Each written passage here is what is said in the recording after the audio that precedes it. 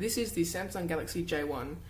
You can get it from 170 Australian dollars. It's rocking a 4.3 inch display and it's running Android 4.4. You can remove the back cover of the J1 to reveal the SIM card slot, the microSD card slot and the removable battery. The camera on the J1 is a 5 megapixel f2.2 camera with autofocus and an LED flash. The camera is capable of taking up to 720p at 30 frames per second as a video format, and the front-facing camera is a 2 megapixel camera. While only having a 1.2 GHz quad-core processor, the phone never has any lag while just accessing the normal parts of the UI like the drag-down menu and accessing your apps. Although Android 4.4 looks very bad on this device, with Google Maps still having the very ancient logo. One of the cool features of this device is that you can pick up FM radio using it, which I really like. I remember my first Samsung phone, which was the S3, had that feature and I really enjoyed it. So I think that's a good feature to have on this phone. The UI of the apps, like the dialer and the contacts, are very similar to the S5 generation, with having some older style icons and buttons. I was brutally unimpressed with Android 4.4 still running on this device, so I checked if there was a software update, and there was actually a software update, but it didn't turn out too well. It still was on Android 4.4. It was just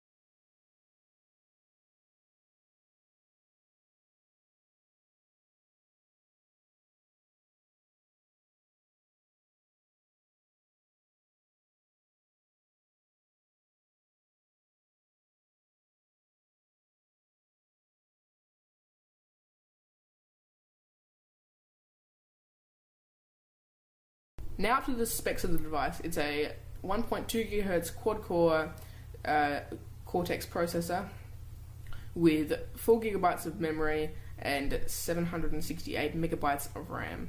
It's sad that Samsung didn't put a full gigabyte of RAM in this device, because if they did, it certainly would have been something worthwhile.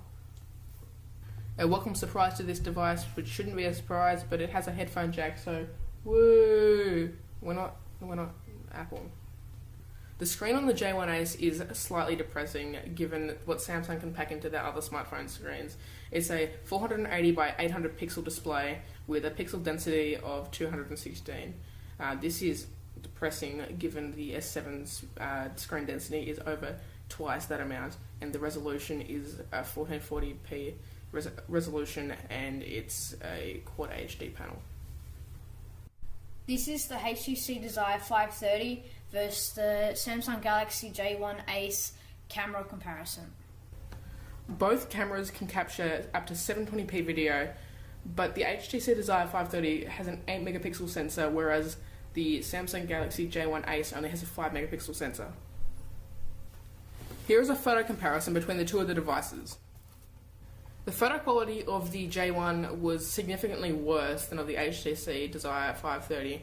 It had a much crisper image on the 530 and it was much more enjoyable to look at.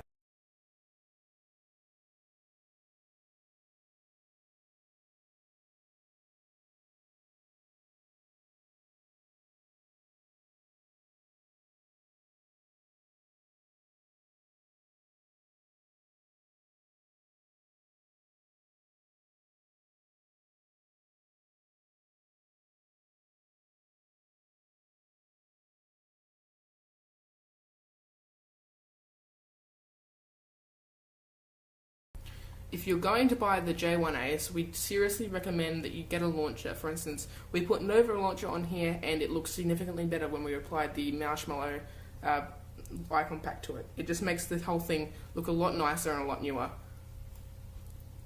If you're looking for a device under $200 and you want it to be made by Samsung, you should have a look at this.